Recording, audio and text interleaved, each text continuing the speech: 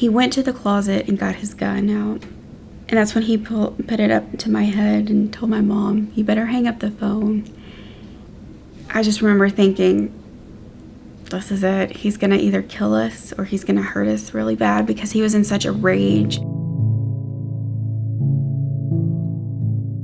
Every year in Texas, because of domestic violence, the number averages around 135 women are killed by their partner. Violence Against Women Act was enacted because at one point in time, domestic violence was the number one killer of women in our nation. That's unacceptable. My ex and I first met, it was through a mutual friend that we had. Everything was great at the beginning. We did everything together. Everything was just really great in the beginning. It started out slowly, and then it was always followed with, "I'm sorry, it was an accident," and then it just kept getting worse.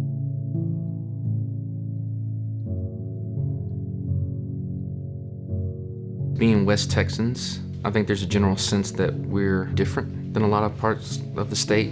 We take pride in being friendly and stuff, but on the dark side of that is there's a lot of secrecy. That's a private matter, it's a family matter.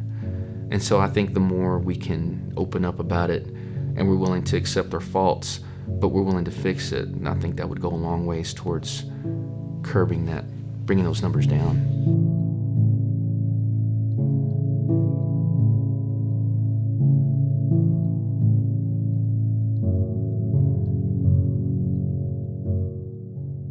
Being in law enforcement, it's a very close-knit brotherhood.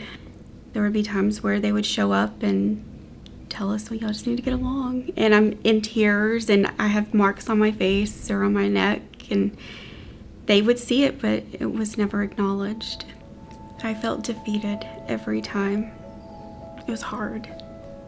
And I felt hopeless. I felt lost. I just lost who I was over time.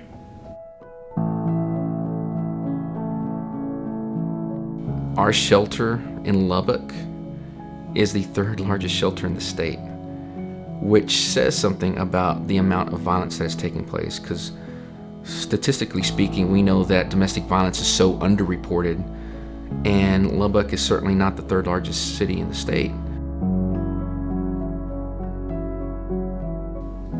When we first got together, I was always talking to my parents, always in communication with them, my friends. After we got married, I started having less communication, phone calls with them, and stopped going to see them as much, partly because I had bruises or my finger was broke and I didn't want them to see any of that.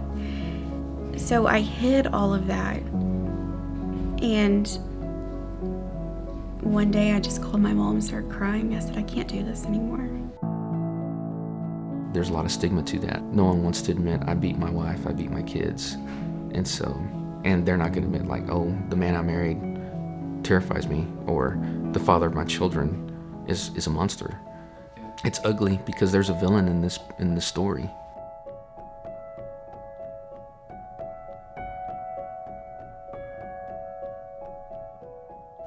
They both witnessed some of the things, but my youngest probably saw more.